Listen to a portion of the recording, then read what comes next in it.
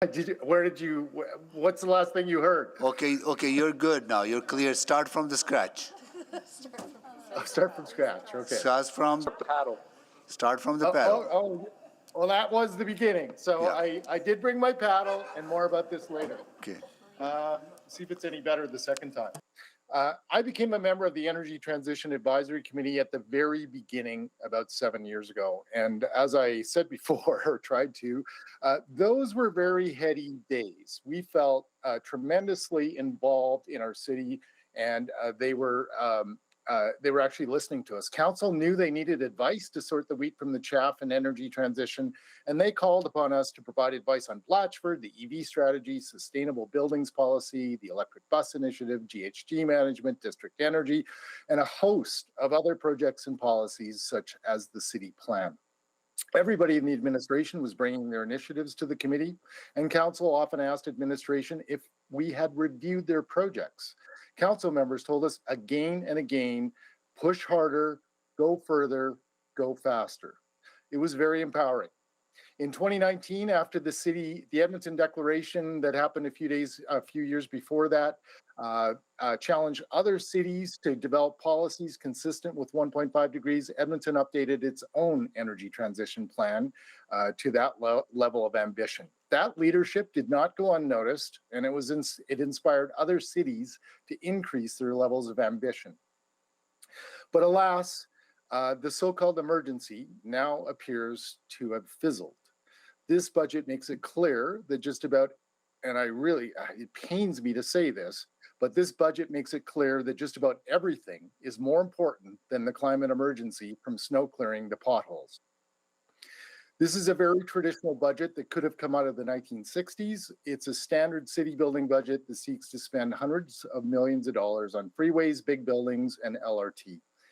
If this were a climate emergency budget, we would see district energy, mode shift, electric buses, energy retrofits, nature storage, and the core budget items necessary to run the programs and undertake planning necessary for transformation funded. Then after they were funded, because it was an emergency, we would deal with all of the other needs and wants that we have as a city that are all very important as well. Climate change is already costing billions of dollars, and we will spend billions more, most assuredly. Most of the actions have a return on investment, and it's far easier to do it now rather than to wait for the disasters to unfold. Let's imagine for 1 minute that we were responding to the emergency. We would be busy building new neighborhoods, which would have a new kind of heating utility that would allow for zero emissions, and thanks to the magic of heat pumps, would also provide homeowners with air conditioning that's super energy efficient, which would be very helpful as climate change marches along and we see 40-degree days. One other example I'd like to share with you is the Salvation Army. They were going to build a 175 unit facility in North Edmonton. At the last minute, they re-tendered their project and found it would cost only a few percentage points to build it net zero ready with geothermal, solar, and R40 walls. This was done because of leadership from the City of Edmonton, the Federation of Canadian Municipalities, who inspired this to happen. They expect to save $6 million in operating costs as a result of this very bold thing that they did. We were led to believe that the climate action was imminent, and that this budget, though, makes it clear that is not the case. Here's the great irony. The City of Edmonton is well into the carbon budgeting process, and as Jason Wang said in a previous presentation, it looks like we'll blow through that budget as early as 2037. We asked the city to create a carbon budget and to weave carbon into the budget.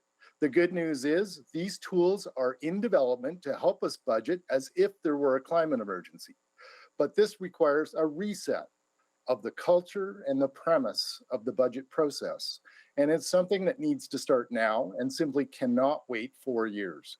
To quote Peter Amarangan, my colleague on the transition committee, when your canoe, hence the paddle thing, is headed for the falls, you don't want to wait till you're on the break before you paddle for the bank. Thanks for listening. We're here to help. Thank you, David. Now we will go to Harun Ali. Yeah, awesome. Show you the presentation slides.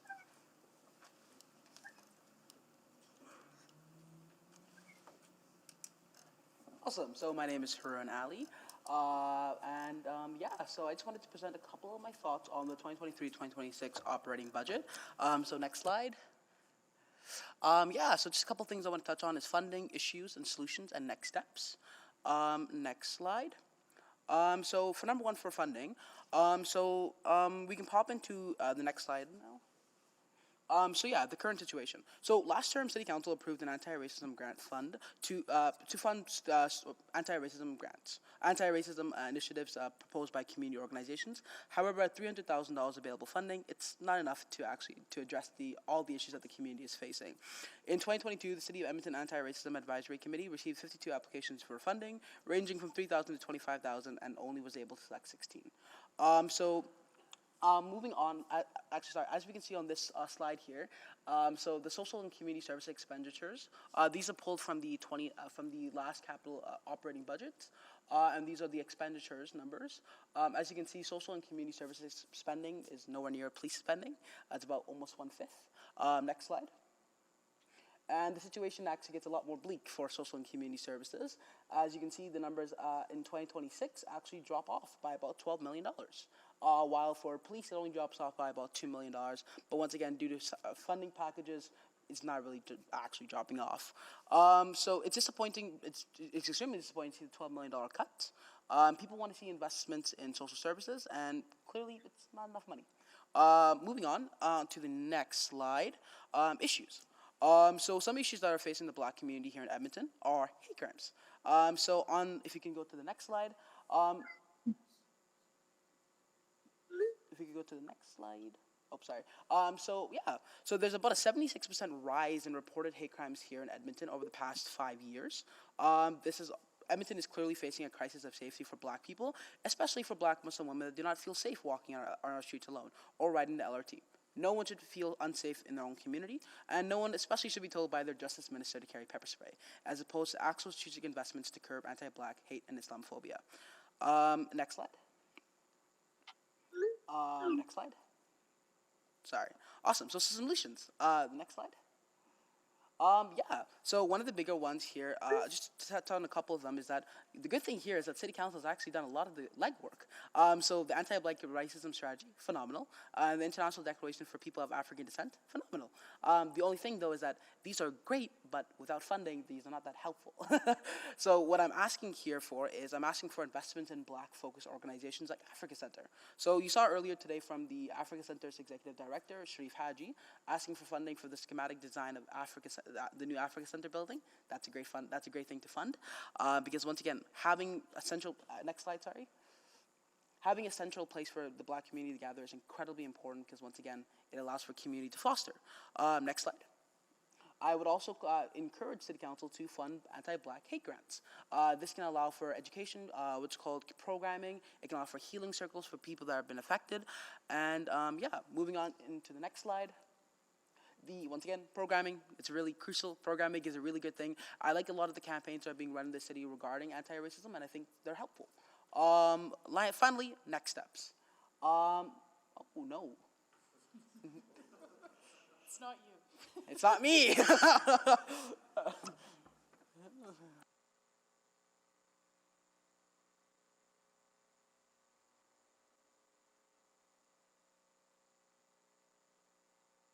Just wait, Harun will pause your time. Yeah. This is like the announcements before the store closes that you make. It's like the store is closing in 15 minutes. Bring your purchases to the front. Meeting. There you go. Meeting is ending in 28 minutes.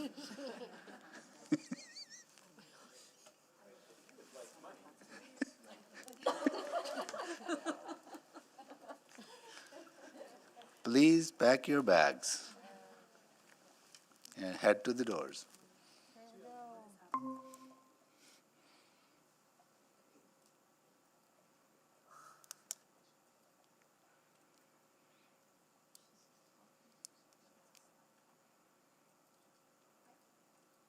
Okay, Harun, carry on. Thank you so much. yeah, so I think the next steps here are in your hands. Once again, unfortunately, multiple black people did run for city council. Unfortunately, none of us are sitting there. So these decisions are in your hands, and I know it's tough because, well, none of you are black. So, yeah, I would really encourage you to go to community leaders. Lots of us are available to talk. Lots of us are available to chat. And, yeah, this time around, the community is really working to make this a priority for city council because our community desperately needs it. A 76% rise in hate crimes is, to be frank, quite ridiculous. We need actual funding to make sure that we can put an end to this. And I believe that it's crucial that this city budget has specific funding for Black focused organizations to succeed. And yeah, I'll end off by saying it's time that Edmonton invests in our Black community. Thank you so much. Thank you so much, Arun. Okay, well, go back to, I see some of the folks who were not here now have shown up. So Megan Ecker, you're here, right, Megan? Oh, just hold on, actually. We have other people who were here. I got to go to first. Emmanuel Ona, you're next. No, Kimo is next one. No, Artsy, you're right. Oh, totally, my God. Okay. Harun, Kimo, you're next. Okay. Good evening, Mayor and City Councilors. Thank you for giving me the opportunity to talk on behalf of Africa Center today.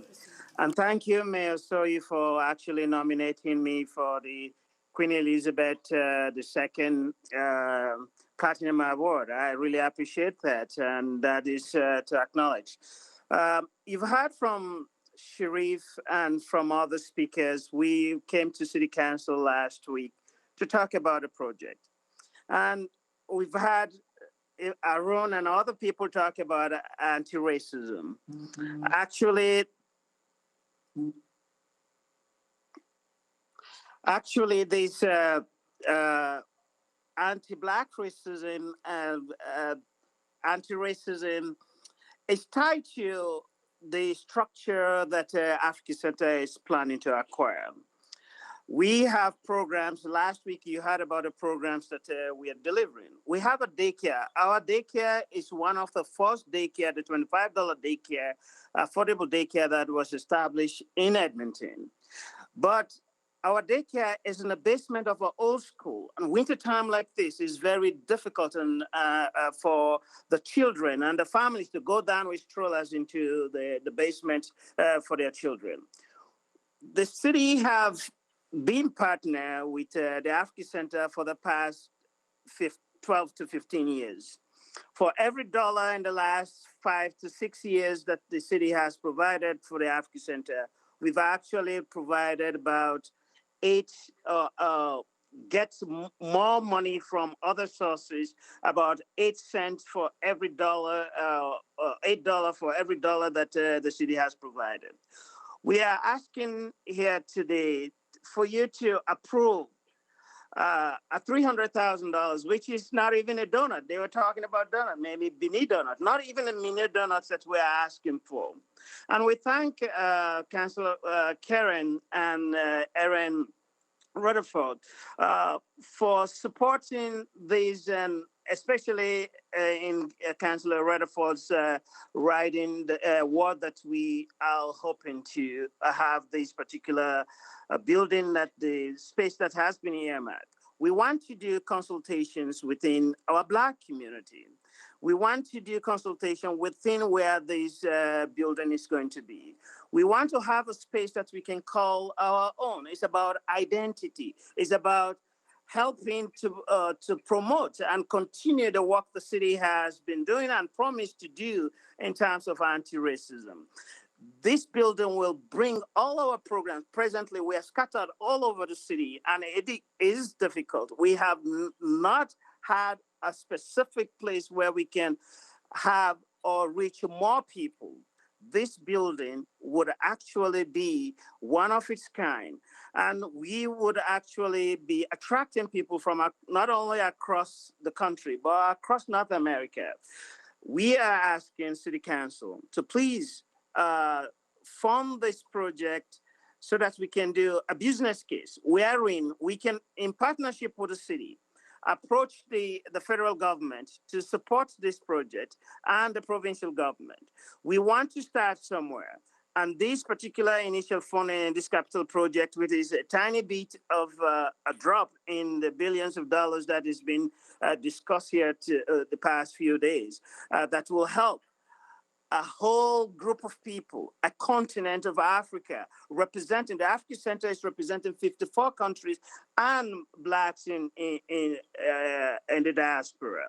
So we are asking this partnership to continue with the city, which has been for the past how many years.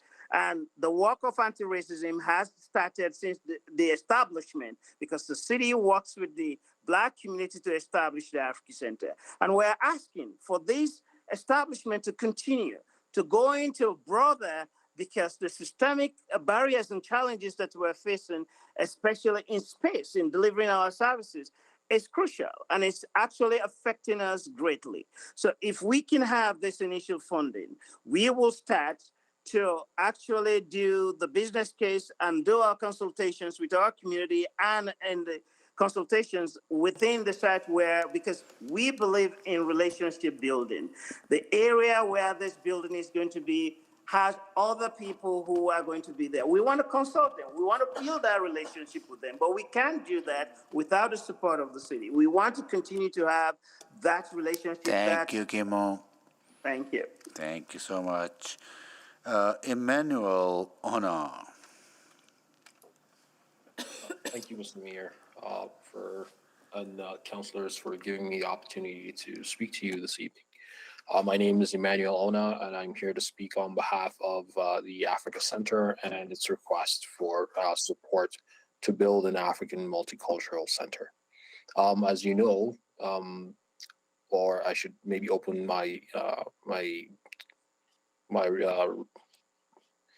I should open up with this line to you, that an Edmonton with an Africa Center is better than an Edmonton without.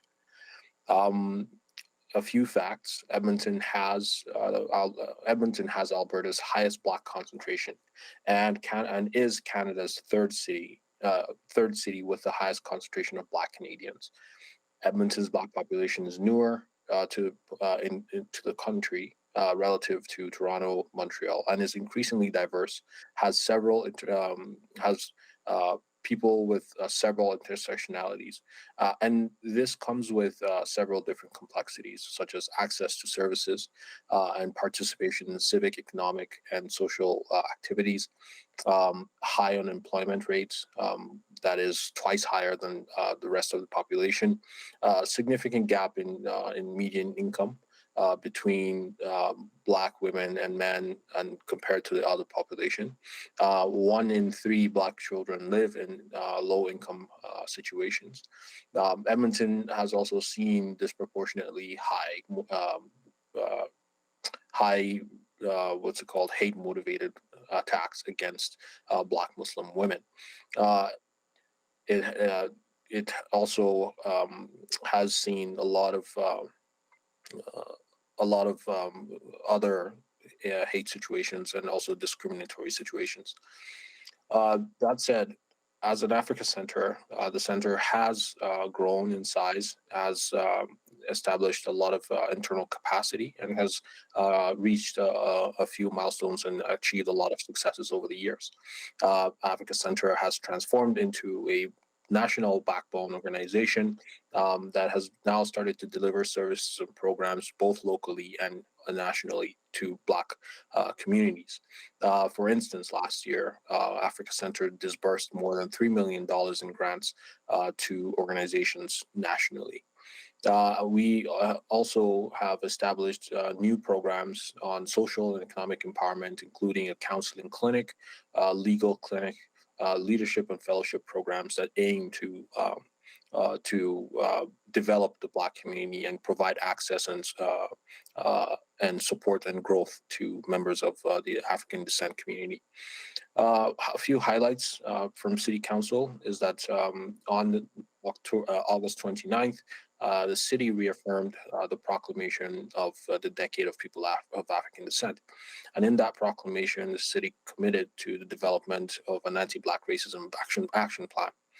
During that proclamation, it was also highlighted and reaffirmed that an African multicultural center was needed, and that would help to address things like the lack of sense of belonging for a lot of people who move here and who are new to Edmonton, help to prevent isolation that is prominent within the community, and it would also help to encourage collective development.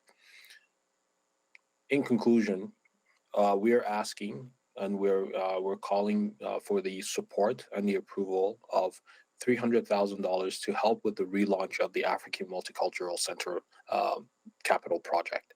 This will help us with developing a business case and will help us with public engagement, both within the community and all within the African descent community, and also within the community which this building is envisioned to be built. With that relaunch, it will be aligned with the city's anti-racism agenda, and it will also demonstrates council's commitment to systemic change by applying this intersectional lens to the capital and budget process. The relaunch constitutes council's commitment to also to the city's declaration of Decade of People of African Descent, and the relaunch will foster trust between the Black community that has felt really removed and also separated from all of these processes. So just to end, just would leave you with this words again. An Edmonton with an Africa Center is better than an Edmonton without. Thank you for having me. Thank you, Emmanuel. Your Enelith, you're next. So I just want to begin by saying thank you, Mayor Slohi and members of council for giving me the opportunity to speak. As a Black youth and member of the African community here in Edmonton, I've been heavily invested in the city's commitment to equity and inclusion for the diverse populations that make up the city. With that being said, it's been disappointing to hear that this city council has retired its commitment to support the development of the Africa Community Multicultural Center Capital Project in partnership with Africa Center. For those unfamiliar with Africa Center, the organization is one of the largest nonprofit groups working to serve the needs of African, Black, and Caribbean populations here in Western Canada. Also, for those who don't know, Canada's Black population is among the fastest growing demographic, with Edmonton having one of the largest populations in the country. We are vulnerable to a number of issues that the previous speakers have brought to light, which is where organizations such as the Africa Center come in. We are the bridge to which the city is able to connect, interact, and support Edmonton's Black community. However, our work is severely impacted when we lack a space to bring our community together and the Edmonton community at large. This project has been postponed for many years. So as members of council, I urge you to consider the continuation of this project and pledge your support as a part of the 2023 and 2026 project. Diversity and inclusion are entrenched in the work we do here at Africa Center. Our organizations and many other cultural organizations play a vital role in keeping our city inclusive and helping meet its commitment to anti-racist work. However, we cannot do this work alone, which is where members of council and you yourself, the mayor, come in. We need your support in helping continue the great work we do, which really helps to make Edmonton an inclusive, supportive, and diverse community that it is. That's all that I have for now. Thank you for listening. Thank you, Yar. Thank you for waiting. And I'll call again if Megan Ecker is here. Megan Ecker, yes. You are here. And we also have Christy Moore joining us. And I will call if Kamalesh Mahadev is here. Kamalesh? Yes, You're here. I'm here. And Jasmine Chong? No. Heather Thomas? No. And I'll go to Megan Ecker. Please go ahead, Megan. Thank you so much. Tamskatinawa kakyo Megan Nitsika-san. Egwa ganiran akupeo. Maskotek egwa sagi kato sagigan egwa maskachios kahigan utsinia. My name is Megan, and I'm a member of the Woodland Cree First Nation. I'm speaking today in support of Edmonton Heritage Council's budget increase request, as I am a recipient of one of their Funding Indigenous Resurgence Edmonton.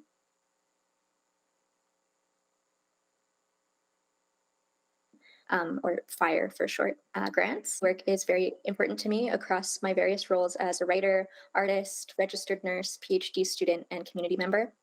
I know from experience the difficulties involved in creating and delivering Indigenous community programming on small or non-existent budgets. In my experience, many Indigenous-led projects, including the ones that I've run, don't fit neatly inside of pre-established funding categories such as art, health, heritage, education, etc., and therefore struggle to access funding due to inflexible funding criteria and institutional prioritization of settler-led projects. And the Edmonton Heritage Council's FIRE grant program is one of the very few grant programs in the city that specifically supports Indigenous-led projects. In a city that has the second largest Indigenous population in the country, there is no shortage of talented Indigenous people in our community with the ideas and skills to carry out much needed community programming. However, many of us face barriers to implementing our projects, including inaccessible, unsustainable, and discriminatory funding options. There are many organizations in our city that provide services and programs to Indigenous people, yet proportionately few of these are led or even delivered by Indigenous people. Across public, academic, charitable, and other organizations, funding that is secured through reconciliation rhetoric largely gets directed to serve the needs of settlers rather than towards programming services and/or employment for Indigenous people. The FIRE grant supported project that I run is the Miopamatsuan Story Sharing Circle, which is a monthly community sharing circle where members can come and share and listen to each other's stories in support of our collective well-being. It combines aspects of heritage, arts, health and well-being, language revitalization, storytelling, and more, but was not fundable through arts or health organizations. I started this project to respond to the needs I perceived in my community in a way that was not inherently disempowering, as are so many settler-led projects for Indigenous community members. The importance of these kinds of community programs cannot be understated. Earlier this fall, I attended another FIRE grant-funded project, a moose hide fleshing and scraping workshop led by a local Nihiao beading artist named Jess Sanderson Berry. At this workshop, I met an older Dene woman and visited with her. We were able to talk about our lives and our struggles, and when it was time to leave, we hugged and said goodbye. Visiting with this kukum was extremely meaningful to me because Nokumpan, my own late grandmother's life, was cut short by the long-term effects from the abuses she suffered in residential school and at other institutions, some of which were in Edmonton. In the space that Jess was able to create with her FIRE-funded project, I not only got to learn traditional moose hide scraping skills, I also got to have a kukum for an afternoon. For an hour, I got to feel what it would have been like to have a grandmother. These are the experiences that we are able to create for ourselves and our communities when we as Indigenous people have the funding and support we need to carry out our projects. For these reasons, I am in support of increased funding for the FIRE grant program through the Edmonton Heritage Council, and I also want to stress the importance of supporting Indigenous-led projects in our community more broadly. There are so many incredible Indigenous people in our city who want to do work that uplifts our communities, and we are very capable of doing this work with access to the support that we need and we often have to do without. I want to live in a city that invests in the growth of Indigenous-led community initiatives and that refuses reconciliation washing. Thank you for taking the time to listen. Ginanaskom Dinawao, Bakio, Iksemaga. Thank you, Megan. Next, we will go to. Okay, where's my. Here we go. Christy Moore. Good evening. Can you hear me? Good evening, Mayor and Council, and all the administration and the guests. Thank you for having me as we're running from a BIA meeting, actually. And it's exciting seeing the changes and what's happening on Alberta Ave. First of all, a great thanks to the support that you've continued bringing over the years. Many of you have maybe experienced the festivals and have come down, but maybe not seen exactly the economic growth, but there has been some really great pieces of growth in the neighborhood. And driving here, when I sat at the BIA meeting today, I went around the table and I realized that we had African community represented, Latin American, Vietnam, Cambodia, Poland, India, and Métis. So it was quite a diverse group and really exciting to see the strength that's being built over the time that we've been working together with the city on trying to find a way to rebuild and rejuvenate and find life again in this old historic neighborhood.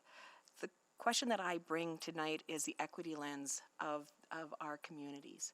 And I know that this is a real word that you as council are working on is equity, and I really appreciate that. I know that Councillor Salvador and Councillor Stevenson are working on this continually.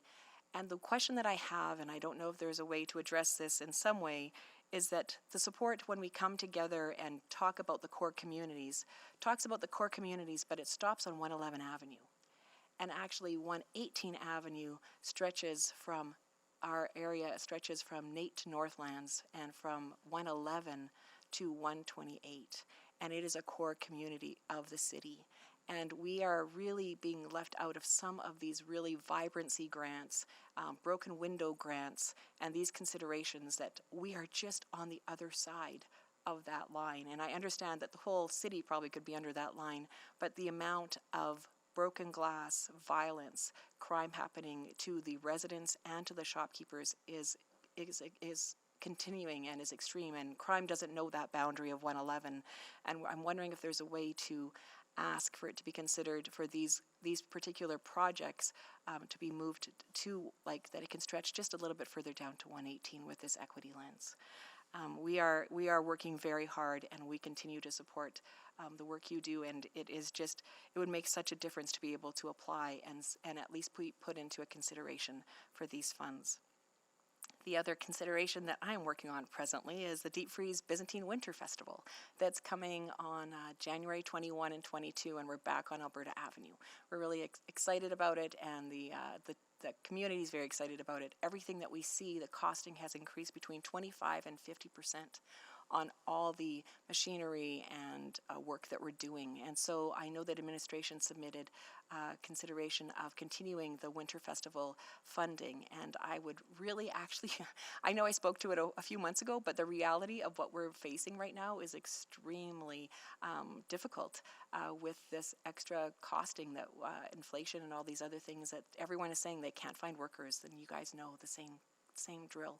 So to be able to actually support that administration unfunded piece would be really wonderful, because it will continue giving the support to the winter festivals that we need. And it's, Flying Canoe, it's Silver Skate, it's ourselves, and Ice on White, and then also seed funding for other winter communities across the city to be able to participate and grow in the winter, which I think is really important. So I'll keep it short because I know time is ticking. Just again, thank you so very much for all the work you do and support, and look forward to seeing you at Deep Freeze. Thank you, Christy. Can someone move that we finish hearing from speakers? So moved. Second.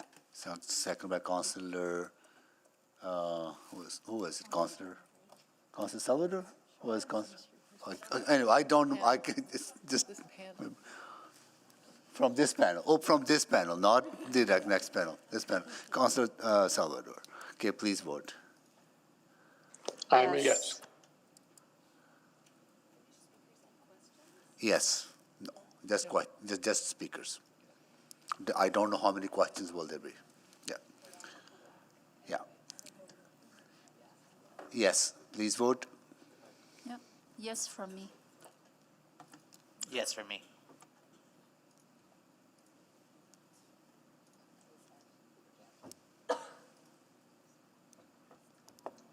Councillor Rutherford?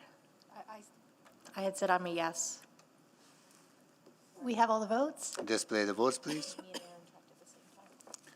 Okay. can't see who that was. Huh? Oh, okay. All right. All right. Next. Okay, we will go to Kamlesh Mahadev.